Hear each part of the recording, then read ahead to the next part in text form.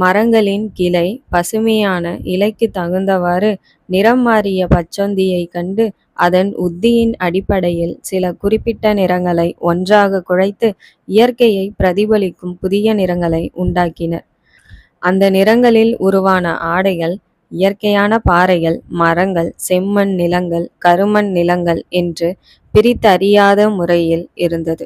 இந்த ஆடைகள் பரம்பினர் வேட்டைக்கு செல்கையில் பெரிதும் உதவின. மரத்தின் நிறத்தில் ஆடை அணிந்து கிளையில் அமர்ந்திருக்கும் பரம்பு வீரனின் தோளில் பறவைகள் வந்து அமரும்.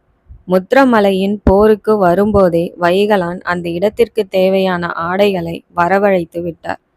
வெறுப்படைந்த ஆதவன், மனிதர்கள் ஒளிந்து அம்பெய்கிறார்கள், மேலேறுங்கள் என்று உச்ச குரலில் கத்தினான். பரம்பின் வீரர்களும் சேரனின் வீரர்களும் ஒருவரை ஒருவர் நெருங்கிய போது திடீரென சத்தத்துடன் மலைகளுக்கு இடையே இருந்த சமவெளி பகுதியிலிருந்து பரம்பு வீரர்கள் ஓடி வந்து சேர வீரர்களின் மேல் பாய்ந்தனர்.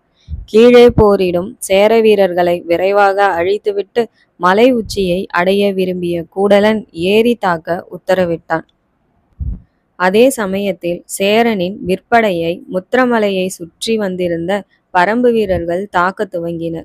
மலையின் அடிவாரத்தில் தாக்குதலை எதிர்பார்த்திராத ஆதவன் சேரப்படையை வழிநடத்த எவரையும் நியமிக்கவில்லை.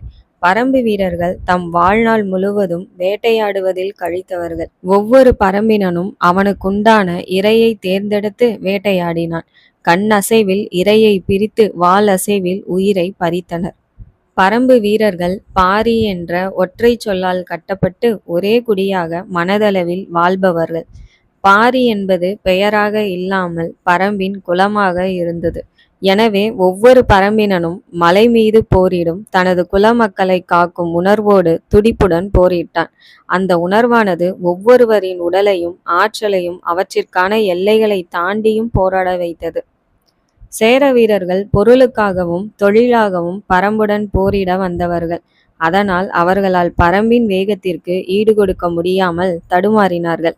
உணவுக்காக போரிடும் விலங்கை விட உயிர் வாழ போரிடும் விலங்கிடம் வேகமும் வீரமும் அதிகமாக இருப்பது இயற்கை. இங்கு வேட்டையாட வந்த விலங்கு இரையாகி கொண்டிருந்தது.